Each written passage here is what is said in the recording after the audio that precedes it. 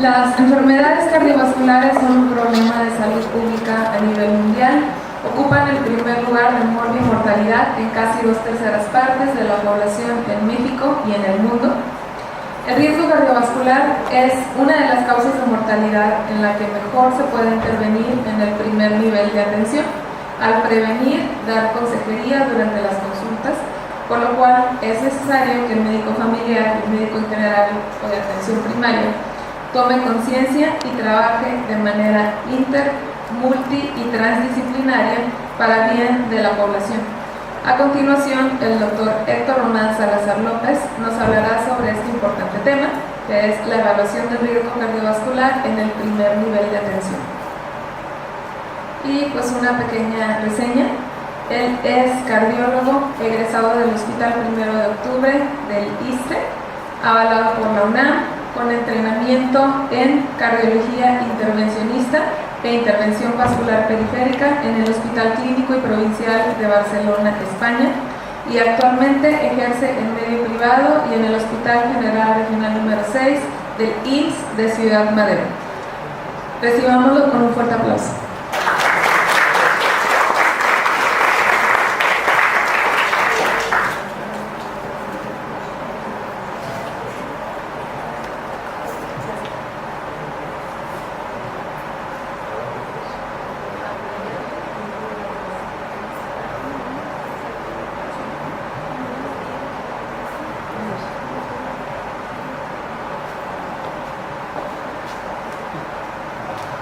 Muy buenos días, muchas gracias al comité organizador por la invitación a este congreso y a esta charla. Pues el tema es, en mi opinión, sumamente relevante porque es parte de lo que ustedes como médicos familiares y parte de lo que yo hago como cardiólogo realizamos en nuestras actividades cotidianas de forma continua. Es algo que, en mi opinión, debe de ser fluido, debe de ser práctico y tiene suma relevancia, ya lo trataremos ahora más adelante. El riesgo cardiovascular, hablar de riesgo es hablar de prevención primaria en este caso, que son cosas que no se pueden separar. El riesgo cardiovascular es la probabilidad de padecer enfermedad cardiovascular en los próximos 10 años. En términos generales, la gran mayoría de las escalas de riesgo cardiovascular lo pronostican a 10 años. La palabra riesgo proviene del latín rischio, y a su vez deriva del árabe risk, que significa lo que depara la providencia. Y en términos más objetivos, aunque generales, es la contingencia o proximidad de un daño. Hay de riesgos a riesgos. Todos los días en nuestras actividades diarias, cualquier circunstancia representa un riesgo como esto. Lo que hacemos cotidianamente conlleva a determinados riesgos. No nos interesa medir aquí los riesgos específicos de esto, sino lo cardiovascular. ¿Qué es un factor de riesgo? Pues es una circunstancia o una condición que antecede a la aparición de una enfermedad o sus desenlaces. Existe una fuerte correlación estadística entre el factor y la enfermedad y tiene un poder predictivo. Tiene además un mecanismo patogénico plausible o demostrable. Los factores de riesgo que ya conocemos, vamos para acá porque no alcanzo a ver. Los factores de riesgo que ya conocemos, los no modificables, la edad, el género y lo genético o familiar. Y los modificables, el tabaquismo, la hipertensión, las dislipidemias, incluyendo colesterol, triglicéridos altos, el HDL, el LDL bajo, el síndrome de apnea obstructiva del sueño, el sedentarismo y la obesidad, y por supuesto la diabetes.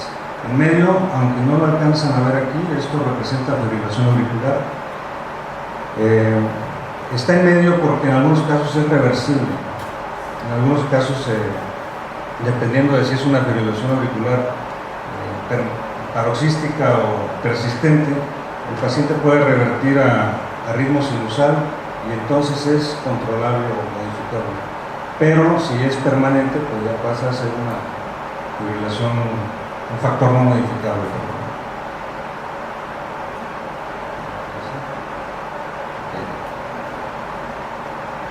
Fue a partir de 1948 que empezamos a conocer los factores de riesgo gracias al estudio de Framingham,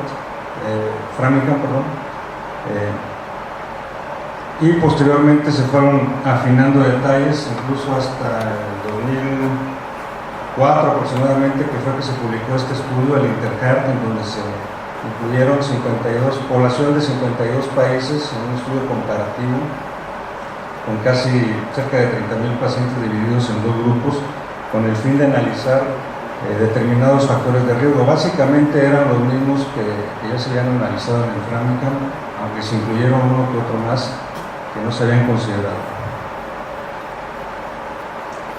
De esto, respecto a este estudio, se incluyó la variación de las apolipoproteínas B y la A1, los que ya conocemos como el tabaquismo, la diabetes y la hipertensión. Y aquí podemos ver el riesgo que representa cada uno de estos factores y el riesgo acumulado de los tres primeros, los cuatro completos, los cuatro más la obesidad y los cuatro más factores psicosociales. De tal forma que, como ustedes pueden apreciar aquí, a mayor cantidad de factores de riesgo cardiovascular, pues es mayor el riesgo, la posibilidad de padecer enfermedad cardiovascular en los próximos 10 años. ¿Cuál es la relevancia de hablar del riesgo cardiovascular? Es relevante porque es una enfermedad. El riesgo cardiovascular implica factores de riesgo que predisponen al desarrollo de enfermedad cardiovascular. Es una enfermedad crónica, es de desarrollo lento e insidioso, se da a lo largo de la vida, incluso desde antes de nacer, y los síntomas generalmente se presentan ya en etapas avanzadas. Veamos esta diapositiva. Este es de un estudio publicado en Circulation en 2001, en el que se evaluaron pacientes asintomáticos de determinadas edades desde los 13 años en adelante. Y la finalidad de este estudio fue definir la presencia de placa aterosclerosa en la carótida. Vean, pacientes de 13 a 19 años ya tenían placa ateromatosa en un 17%. Esto lo definieron a través de hacerles un ultrasonido intravascular en la carótida. Esto que ustedes ven aquí es el interior del vaso, y esto que ustedes alcanzan a ver aquí, no sé si lo alcanzan a ver hasta allá atrás. Esto sombreado en amarillo es lo que representa la placa ateromatosa, de tal forma que de este grupo de pacientes el 17% ya tenía placa. Conforme avanza la edad, también avanzaba la prevalencia de la placa. En el grupo de edad de 20 a 29 años ya había 37% de la población tenía placa. De los 30 a los 39 años el 60% ya tenía placa, y así hasta los que eran mayores de 50 años ya tenían más del 70% de la población este tipo de problemas.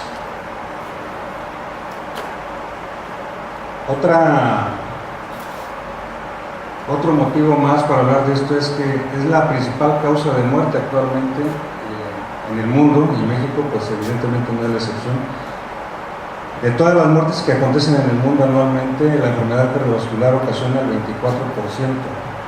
después le sigue el cáncer, y de todas las morbilidades y discapacidades causa el 13%. Y ahí la relevancia, y evidentemente aunque no es el punto, bueno, salvo que hay alguien aquí que sea administrativo, de alguna unidad médica, pero también conlleva gastos, evidentemente. Lo que vemos regularmente en la consulta pues es mucho paciente obeso, mucho paciente diabético, metabólico propiamente. Este es otro estudio que se publicó en JAMA en 2002 y correlaciona el síndrome metabólico y la enfermedad y mortalidad por causas cardiovasculares. Aquí ustedes pueden apreciar el seguimiento a 12 años, son curvas de Kaplan-Meier, seguimiento de 12 años, mortalidad por enfermedad coronaria, pacientes que no tienen síndrome metabólico contra aquellos que sí lo tienen. En esta otra es mortalidad por enfermedad cardiovascular no coronaria, y es la misma circunstancia, seguimiento a 12 años, pacientes que no tienen síndrome metabólico contra aquellos que sí lo padecen, y el acumulado, que es el combinado de ambas. Vean la diferencia entre los que no padecen síndrome metabólico y los que sí lo padecen.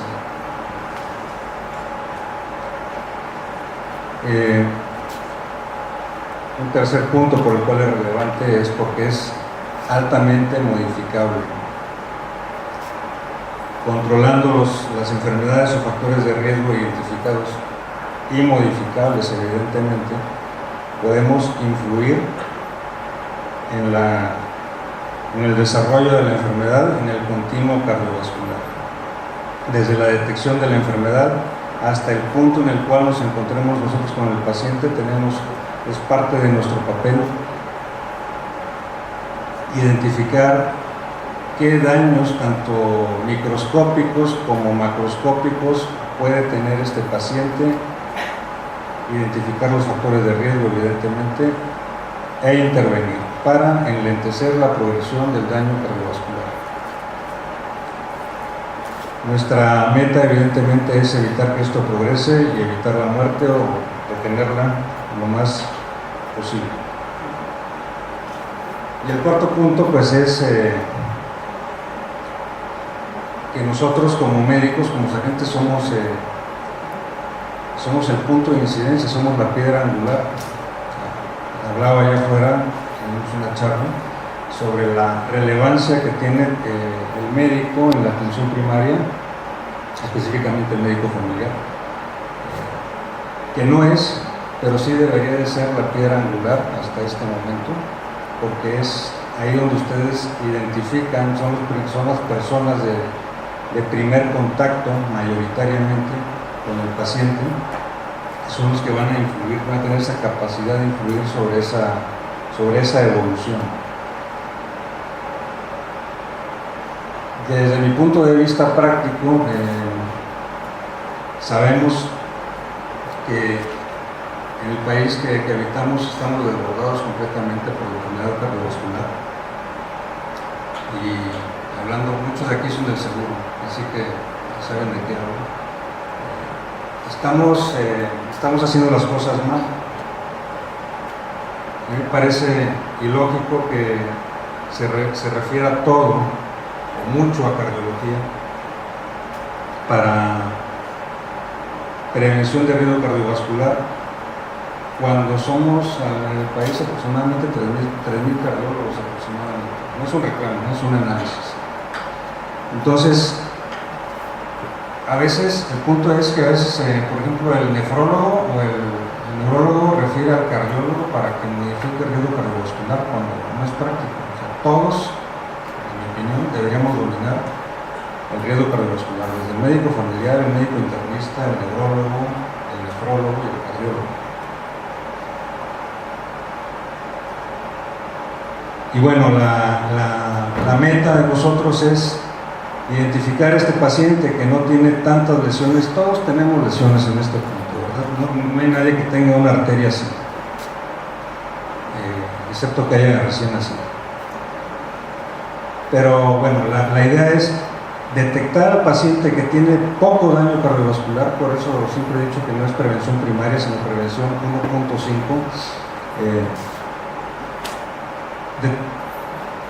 identificar al paciente que no tiene tanto daño, que no ha tenido eventos, que no tiene tantos factores de riesgo para educarlo.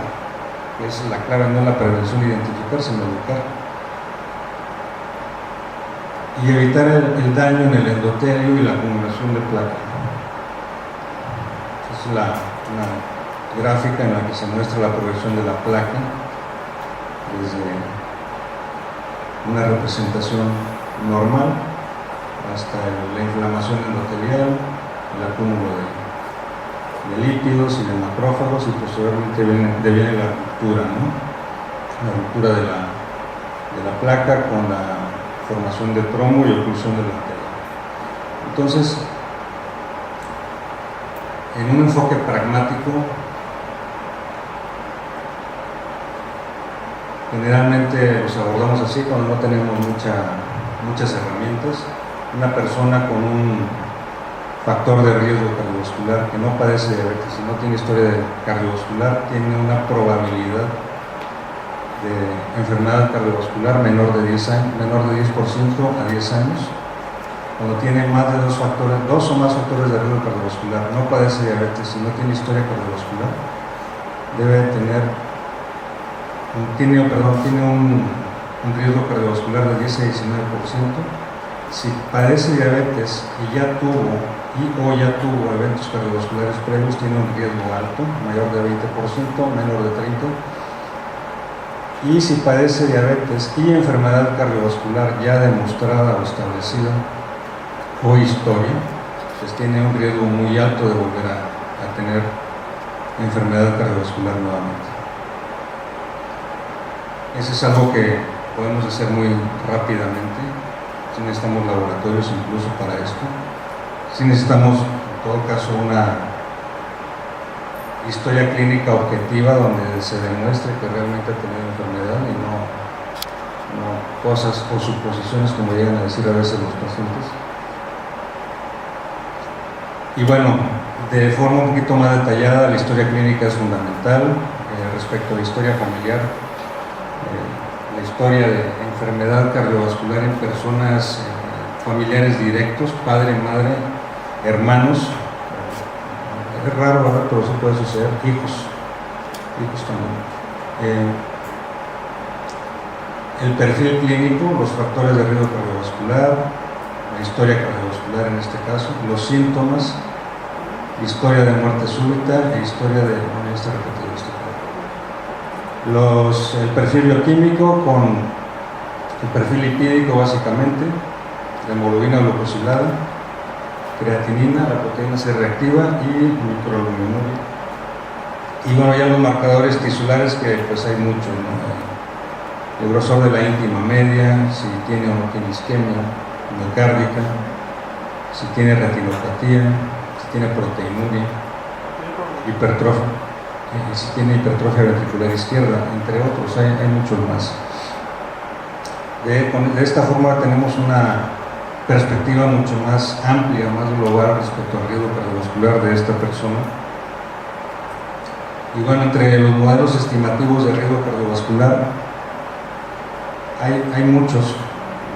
El que más se usa es el Framingham, que fue el primero. Se ha ido detallando un poquito más. Actualmente hay otros corriendo. Hay otros que están en estudio por demostrar una equivalencia o superioridad al Framingham. Incluso en el Framingham hay varios, el Framingham del 98 y el del 2008.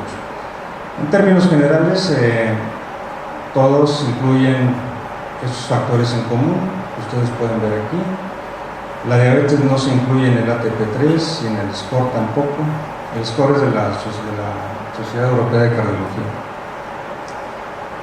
El tratamiento para la hipertensión no está incluido en el Framingham inicial, ni en el SCORE, ni en el Reynolds, y así. Esto es lo que evalúa el Framingham del 2008, evalúa la muerte por enfermedad vascular,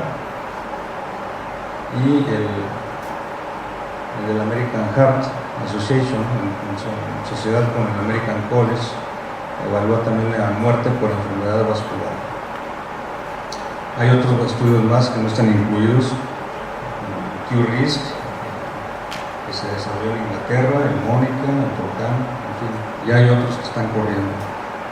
No lo cito porque no tiene una relevancia hasta este momento, no han demostrado nada. Y bueno, vamos a hablar de un caso clínico. Quiero presentar aquí un hombre de 55 años que no tiene historia cardiovascular, es fumador, es hipertenso y padece diabetes, ambas en tratamiento. Tiene un colesterol total en 250, HDL de 34 y un LDL de 130 y su presión promedio es de 144,84, es decir, está descontrolado. Tiene dislipidemia que no está controlada y con este perfil, según estas escalas, este paciente tiene un riesgo del 43,2% de padecer un evento cardiovascular, ya sea coronario o isquémico cerebral, a 10 años. Con el Framingham 2008 tiene 30% y con el Framingham ATP3 tiene más de 30%. Ese es un riesgo alto. Nuestra meta es modificar este riesgo basándonos en esto, eliminar el tabaquismo y a través de otro tipo de factores de riesgo de otras modificaciones de hábitos de vida que ustedes ya conocen bien, como la reducción de peso y la actividad física, entre otras, ¿no? La dieta también. Es el mismo caso de atrás. Las metas de tratamiento en este punto, en este paciente, recomendadas por el ATP3 y la Sociedad de Cardiología Europea, es bajar el LDL a menos de 100 o al menos al 50% de lo que tenía y disminuir el colesterol a menos de 175 miligramos por decilitro. Hasta aquí creo que esto es lo que hacemos todos en la consulta clínica regularmente.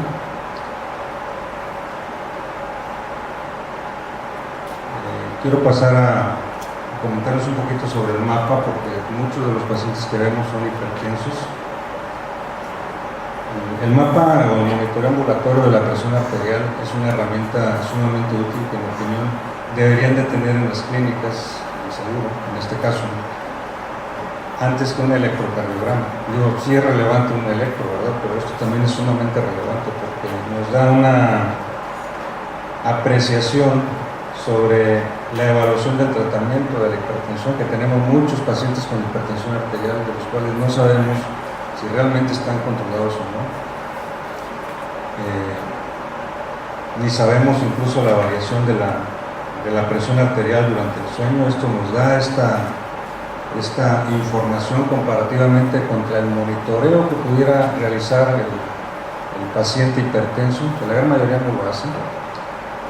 Pero bueno, en términos generales nos da información sobre la presión arterial sistólica, tanto máxima de la sistólica, diastólica, como promedios de cada una durante el día, durante la noche, y evolución de la frecuencia cardíaca durante las 24 horas. Y esto nos da gran información para poder definir si lo que estamos haciendo con este paciente en cuanto a hipertensión arterial está siendo útil para controlar la presión y evidentemente disminuir el riesgo cardiovascular de esta persona.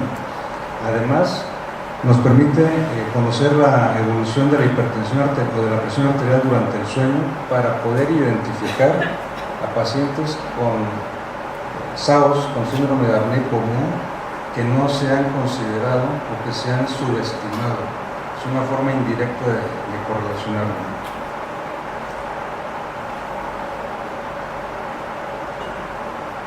Es una ampliación de la gráfica que yo les mostré hace un momento para que vean cómo, por ejemplo, aquí podemos ver las sistólicas, cómo se rebasan arriba de 140 en este caso, en promedio, las diastólicas cómo se rebasan y cómo evoluciona durante la noche. Durante la noche, en teoría, la presión arterial de una persona debe de bajar fisiológicamente porque nuestro metabolismo disminuye. Hay personas en las que no disminuye la presión arterial durante el sueño e incluso puede llegar a elevarse. Si no disminuye la presión durante el sueño, pues esto es un factor de riesgo extra.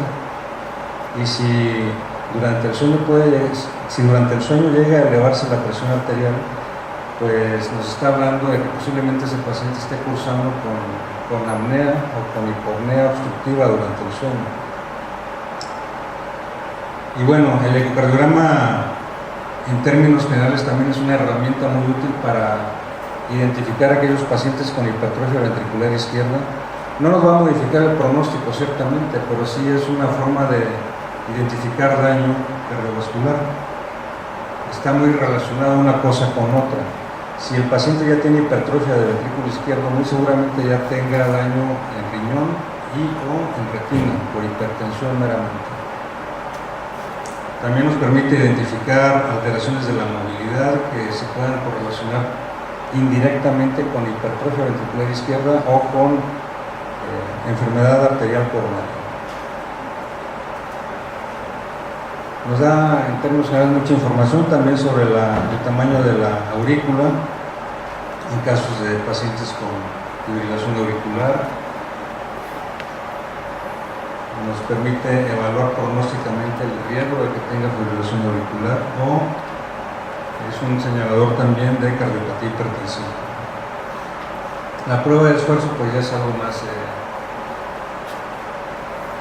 un poquito más detallado, de más fineza para elegir al paciente. Generalmente se usa la prueba de esfuerzo para evaluar a pacientes en quienes se sospeche que tienen enfermedad coronaria, aquellos que fueron operados de válvula o de bypass o que tuvieron un infarto miocárdico, para evaluar el pronóstico de arritmias, de enfermedad valvular, hipertensión arterial pulmonar, y para evaluar síntomas, alteraciones electrocardiográficas, incluso la respuesta a la presión y la frecuencia cardíaca. También se usa como un estudio que nos permite evaluar la prescripción del ejercicio. Creo que hasta aquí son todas. No sé si tengan alguna duda, un comentario. Creo que esto es, vemos muchas cosas todos nosotros aquí, en nuestra práctica diaria, en el seguro, pues ni se diga. Así que si quieren comentar o preguntar algo, ¿qué problemas tienen ustedes? ¿A qué se enfrentan durante su práctica cotidiana?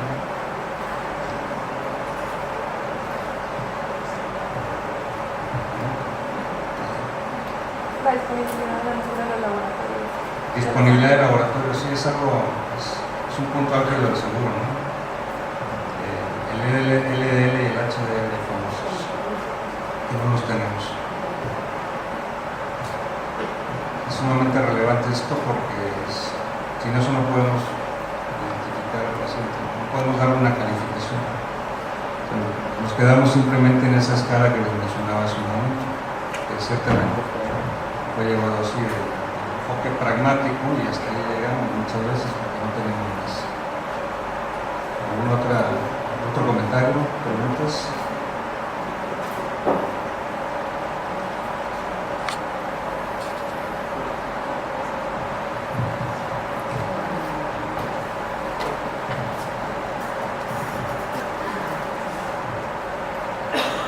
Bueno, pues a continuación invito al presidente de CEMEFAS, el doctor Jesús Javier Mejía Inglés, a hacer entrega de la constancia en agradecimiento al doctor Salazar por su valiosa participación en nuestro curso.